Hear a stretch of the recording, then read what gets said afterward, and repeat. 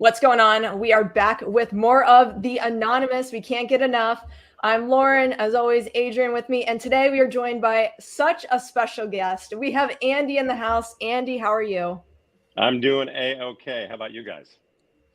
Oh, doing phenomenal. I am so stoked to be able to talk to the legendary Andy King. This is going to be a treat for not only me, but also our listeners. So I can't wait to dive into it. Hey, well, thanks for having me on.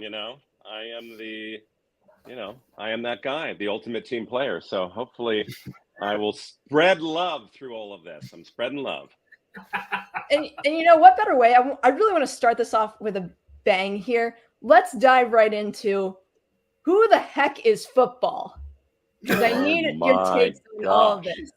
Oh, and I mean, it's crazy watching because I start feeling a little bit like our present president sort of teetering around, and I'm missing a lot. And I mean, Jack is my best friend.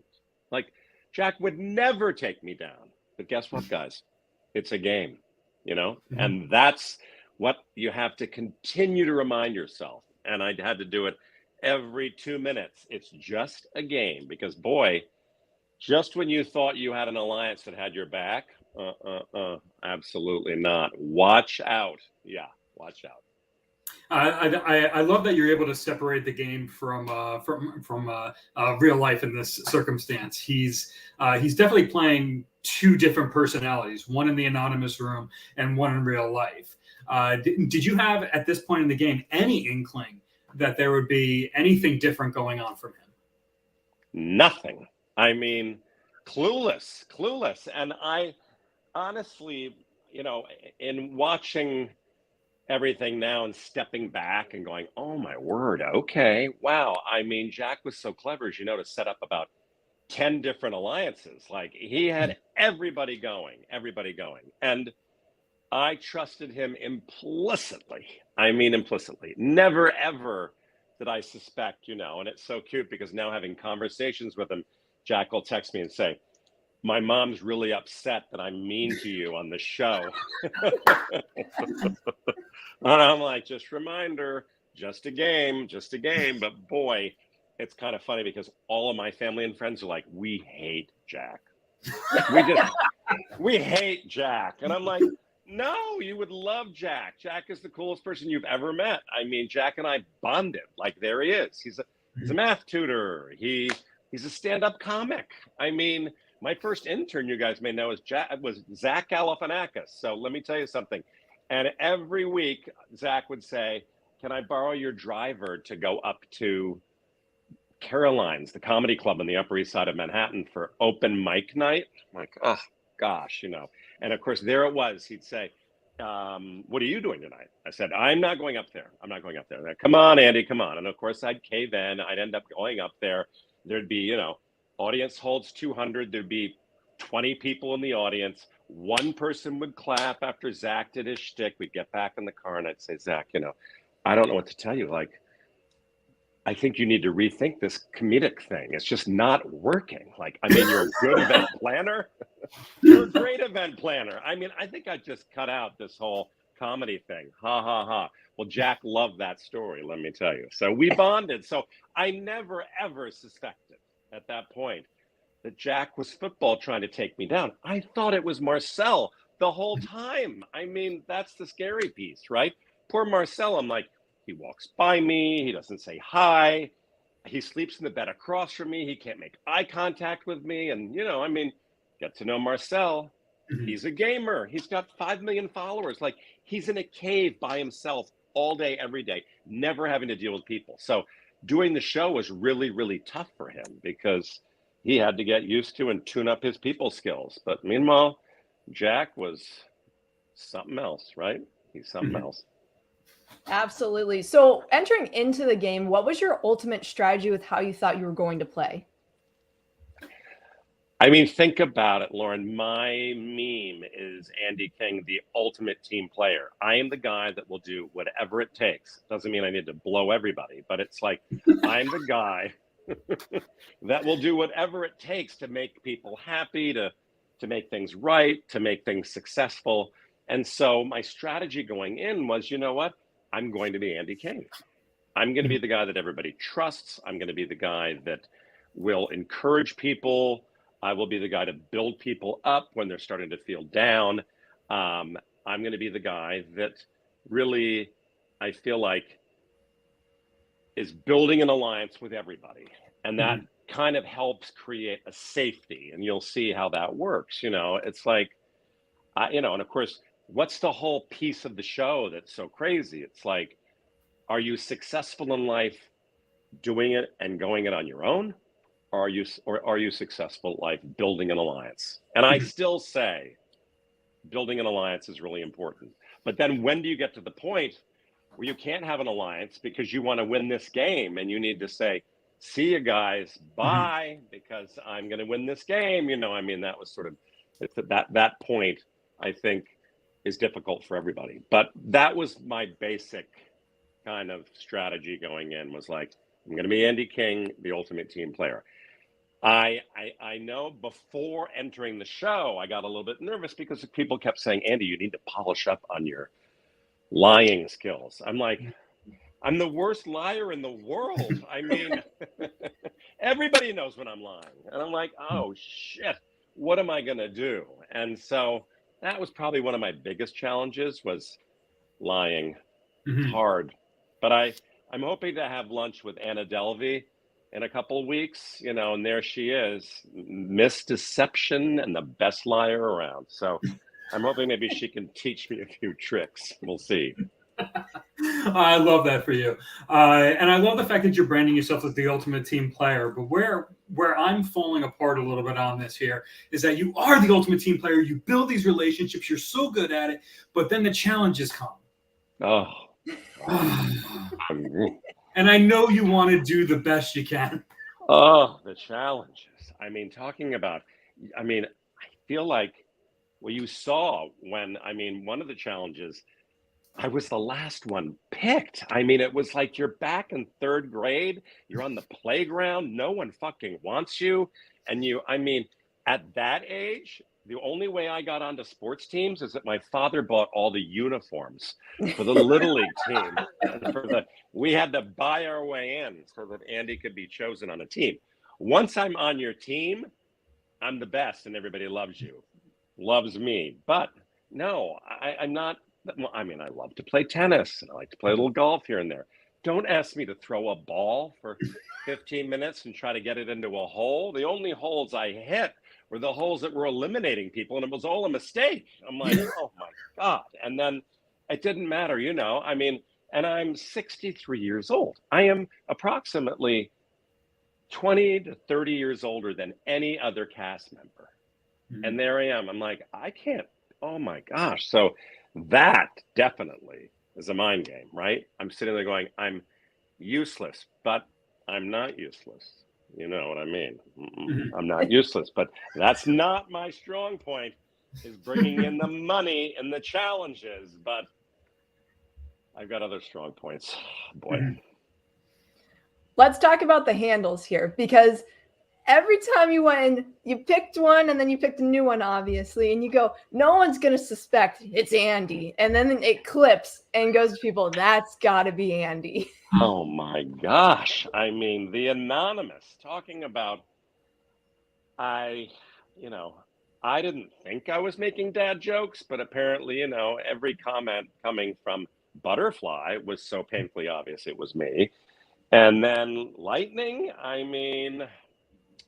I thought I was kind of pulling it off a little bit. But I just, once again, like, Andy, learn how to lie. Just learn how to lie better. And learn how to be kind of, let's say with the handles, when you look at the show is a social experiment, right? I live a social experiment. My entire life is a social experiment. I was the only gay kid out of 9 children. Like, my mother drank all day. My father never came home. We lived in the biggest house in the neighborhood. Everything was crazy. In my everyday life now, as an event planner, doing a lot of events for many people in Hollywood, try to deal with all those personalities. Like, it's crazy. And so there's backstabbing and there's constantly weird interactions for me on a daily basis. And suddenly I go in, go on the show. I go on the anonymous. I'm trying to pick a handle. I'm trying to learn how to be more devious. I want to be more backstabbing. I want to be. And it was hard. It's hard. I mean, it's hard to like be one person and then be another person in the hideout and go back and be another person. Like, it ain't easy. Let me tell you. Yeah, it's definitely a skill set that not a lot of people have. And tip of the hat to the ones that are able to pull it off. But you're Andy King, and you are the best at being Andy King, and that's what we love about you. Oh, thank you. Well, it's fascinating. I'm getting a lot of, we've had a few different scenarios where we've got fans calling in, and of course, Jack will be hosting a program, and fans are calling in, and all of a sudden, every question, like, does anybody have any questions? Yeah, we have a question for Andy. I'm like, oh my God, answer the question. Yeah. Any other questions? Yeah, we have a question for Andy. I'm like, oh my word. Okay, well, the questions pour in, but I mean, what a great show. What a great group. I'm telling you, it was an amazing experience. Oh yeah, and it's been a roller coaster watching it, and I'm so glad that you're a part of it now. Now, prior to going into the house, what was your primary strategy going in? And I know that you were mentioning that you knew that you weren't a good liar yet or anything like that. Were you planning on just going in and building a whole bunch of relationships, or did you have something else that you were hoping to accomplish? I feel like I am an incredible judge of character, right? And I can really read people. But then some might say, well, so how did you get into so much trouble with Billy McFarland and Fire if you can really read people well? So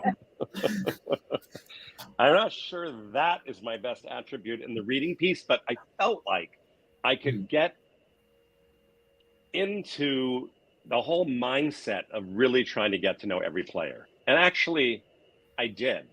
I really felt like I was reading them pretty well. But sometimes I'm missing, like you see Nina's like, yeah, I'm going to whisper something to Dylan about Christopher. Oh, I'm going to whisper something to Christopher about Dylan. Like, she had this strategy of like, how do you create turmoil and then distract people so well that they're not focusing on you? And I hadn't thought about it that way. My real strategy, once again, was being a team player and just seeing, who were the good people, who were the bad people. And, I'm still that guy that says, I don't think the saying nice guys finish last is really true all the time.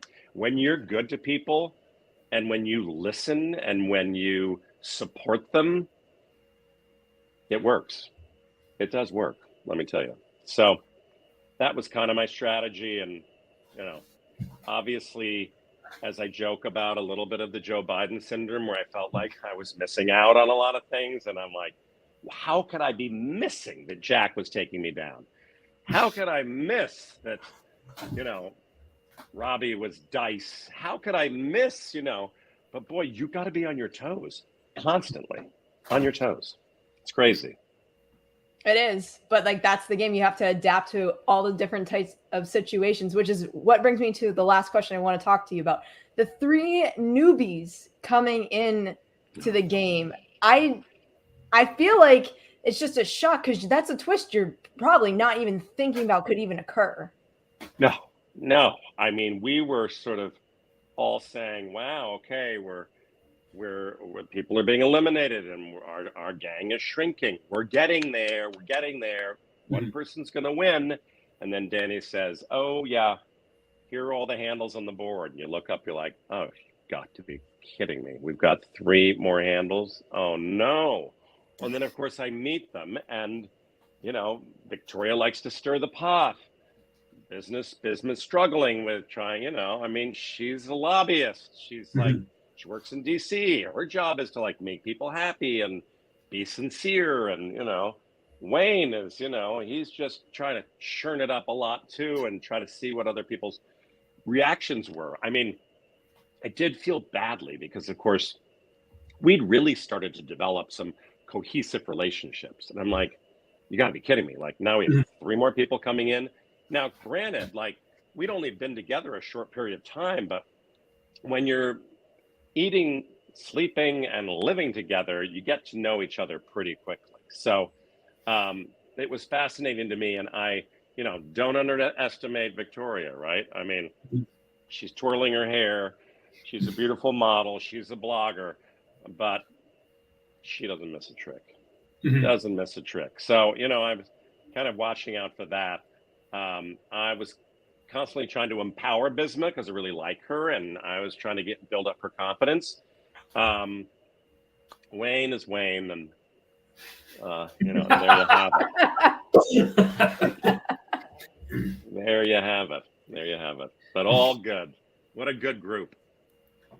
Well, thank you so much. I definitely appreciate you coming on. It's been a pleasure being able to talk to you. We're a little bit out of time right now, but I'll let Lauren take us out here. Yeah. Once again, thanks so much, Andy. I'm excited to see how everything continues to play out on the show. We appreciate your time, and anything you want to slightly tease or leave us with, anything you want to plug. Don't underestimate the king. Don't underestimate the king. That's all I can say. But, and keep on watching. It's such a cool show. Keep on watching. That's great. And you guys, thanks for having me on today. I really appreciate it. Thanks so much, Andy. You take care. Thank you. Appreciate it. Hey, guys. Ciao. Bye now. Cheers.